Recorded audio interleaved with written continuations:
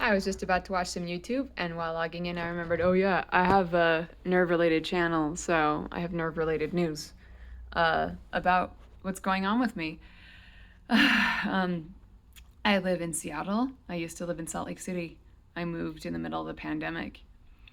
And the surgery I received before on my L5S1 was performed in Salt Lake City. The everything that led up to it, including like the escalation through physical therapy and orthopedics to um, to getting the surgery itself, like that was all Salt Lake City. That's all I knew. And then I moved up here, and now I'm having a problem up here.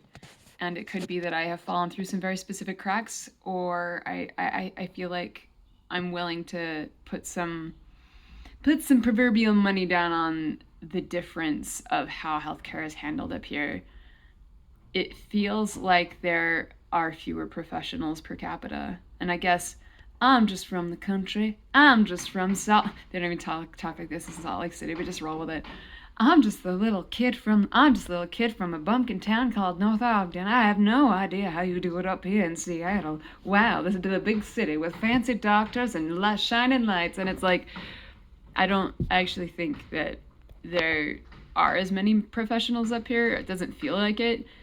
And it also feels like the way that they communicate is so much worse. So um, I I have been waiting. Like I've been going to physical therapy since May. So May, June, July, August, September. It's been 5 months of physical therapy. I wake up every morning and I walk 4 miles. They are some of the more painful moments I've had in my entire life. My pain levels are consistently an 8 or 9, and I force myself to walk. And after 4 miles, it goes down to something more like a 3 or a 4. That is what I do every day. I cannot sit down. I cannot lay down. I cannot take breaks. And I cannot go to bed sooner than 10 o'clock. And then after I sleep, I cannot remain asleep for more than it was 4 hours. It's becoming more like 3 now. Uh, so it's really hard to keep going. It's really hard to sustain not taking breaks or naps or meaningful rest for literally 5 months.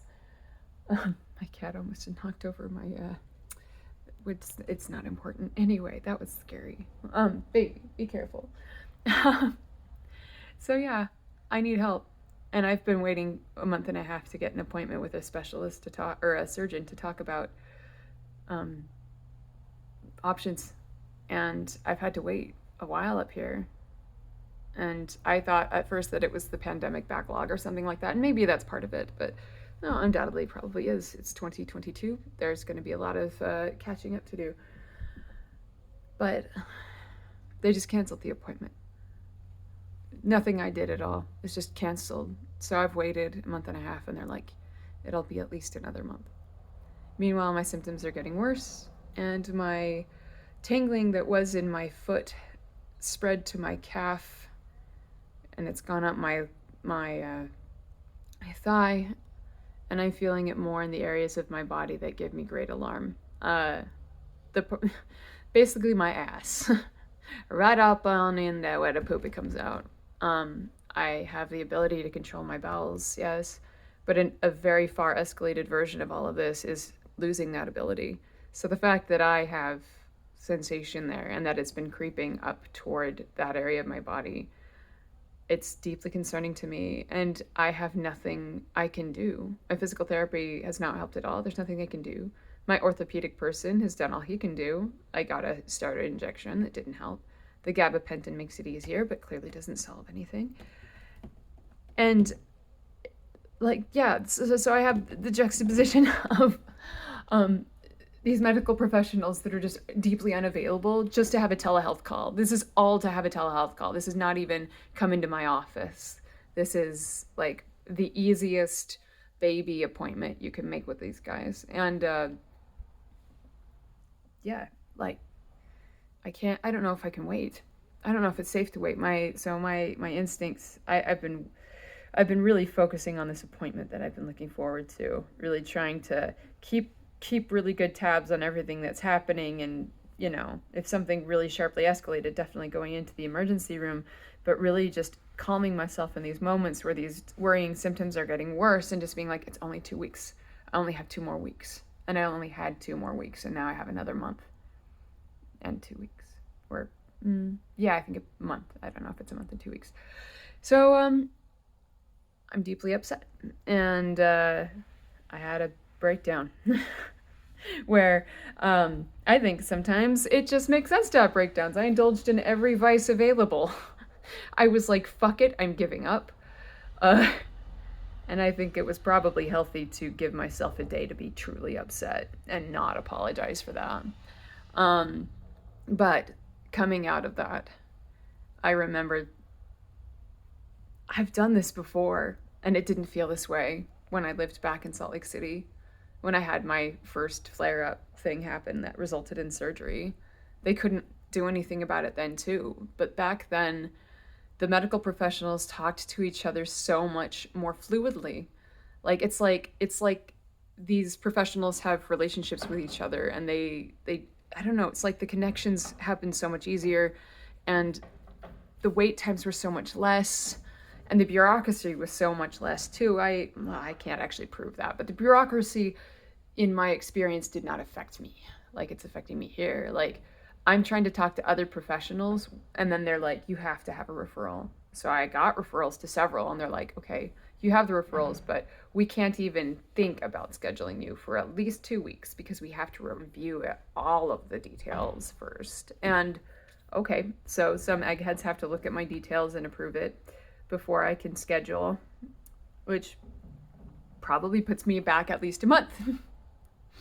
At least that's assuming if the medical professional, if the surgeons were able to talk to me within 2 weeks, which is a joke up here. I doubt that would happen. I'm so frustrated, and I remembered, yeah, Utah is different. So I called up Dr. Huntsman's office, Dr.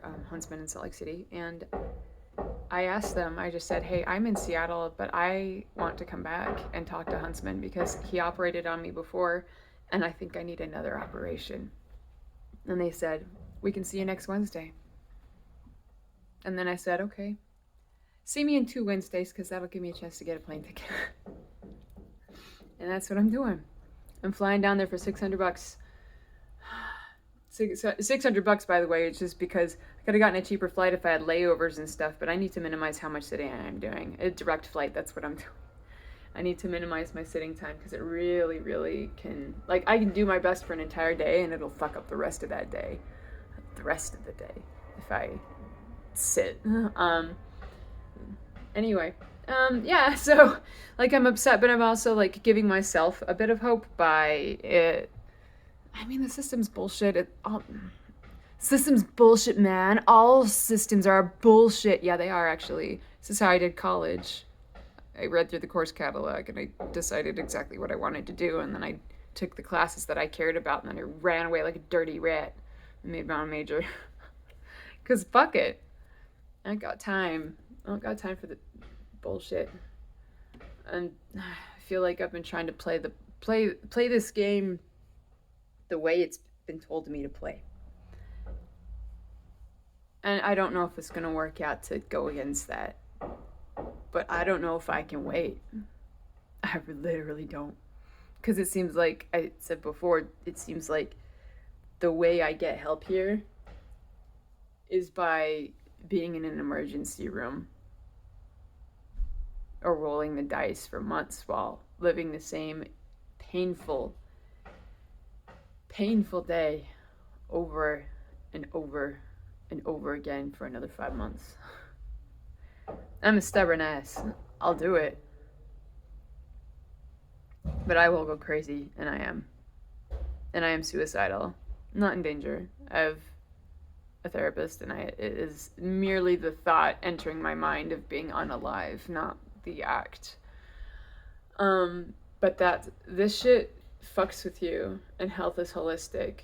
And I think that was part of my breakdown and giving up the other day. I can't. I have done literally everything I can, and I will continue to walk 4 miles a day with my stick, going at not even granny speed, like seriously tiptoeing my way up the road, like gritting my teeth and grunting. And yeah, I know it's a pain level of 8 or 9 because I can't talk. I can't think. My breathing is up there. I've almost vomited so many times, but I haven't vomited because I've lost my appetite and I'm not eating enough. Like, all that being said, there are reasons to look forward to every single day. And even though I am a fractured person who lives a fractured life, who's only partially available mentally and physically, the parts I do have when I have them are worth fighting for. And that's part of why I go on my walks every day, to give myself hope. And that's part of why I'm saying fuck Seattle. Not entirely, I should be clear. I am leaving the appointment scheduled that they scheduled way out, just in case Utah doesn't pan out. But honestly, I hope Utah does, because I need help. And they seem to have a really good concentration of medical professionals. Anyway, I'll update after all that's done, but it's been an emotional few days. I'm gonna, my cat's on the porch. I'm gonna go join them and drink some hot buttered rum, because it is a fall time and I need to be fucking cozy and self-soothing right now. I hope y'all are doing fine, or not fine. God, I never know how to wrap this shit up. If you're watching this video, you're not doing well. I'm sorry. I hope you feel better, or at least you feel seen. That's all I can do, is wish things and throw wishes at you parasocially. But take care of yourself however best you can.